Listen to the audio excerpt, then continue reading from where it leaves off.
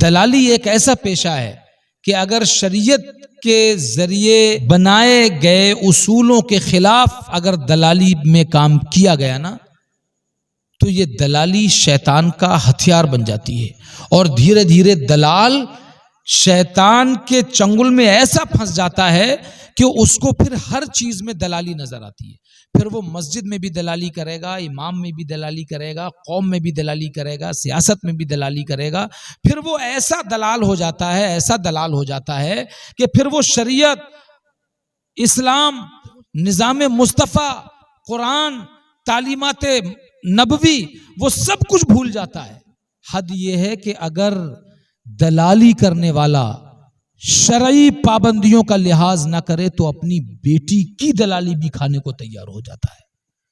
اس کے دل میں دنیا کی محبت اس طرح گھر کر جاتی ہے نا کہ پھر وہ اگر اپنی بہن کی دلالی کرنی پڑے تب بھی کر مارے گا،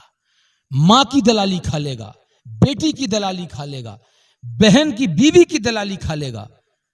اسی لیے اگر آپ کسی پیسے والے کو دیکھیں کہ جو علماء کی مذاق اڑاتا ہے، جو مسجدوں میں فتنے پھیلاتا ہے، جو لوگوں کے درمیان جدائی ڈلواتا ہے، جسے دین اور مذہب کی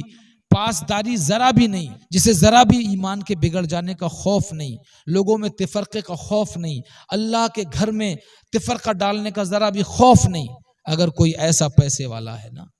تو سمجھ لو اب وہ شیطان کا ہتھیار بن چکا ہے۔ ورنہ دولت تو اللہ نے حضرت عثمان کو بھی دی تھی رضی اللہ تعالیٰ عنہ، دولت تو حضرت اورنگزیب عالمگیر رحمۃ اللہ علیہ کو بھی دی تھی، دولت تو اللہ تعالیٰ نے کتنے اپنے ایسے بندوں کو دی،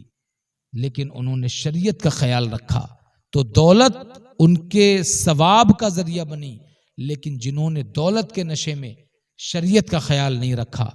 پھر وہ ایسے حد سے نکلے، ایسے حد سے نکلے کہ پھر نہ باپ کی پرواہ کی، نہ ماں کی پرواہ کی، نہ محلے کی، نہ برادری کی، نہ مسجد کی، نہ امام کی، نہ بیٹی کی، نہ بیوی کی، نہ بہن کی، نہ ماں کی پرواہ کی۔ وجہ صرف اور صرف حرام کھانے کی وجہ سے اس کا خون بدلا، اس کے خون کے بدلنے سے اس کا دل بدلا، اس کے دل کے بدلنے سے اس کی سوچ بدلی، اور پورے کا پورا یہ شیطان کا ہتھیار بن گیا۔ اس لیے میرے بھائیوں، دلالی اسلام میں حرام نہیں، لیکن ایک لمٹ ہے اس کی،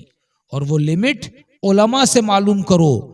لیکن جس کی باڈی میں حرام کا خون پیدا ہو جاتا ہے نا پھر وہ علماء سے ہی نفرت کرنے لگتا ہے۔ یہی تو شیطان چاہتا ہے کہ آدمی حرام کھائے تاکہ وہ علماء سے نفرت کرے۔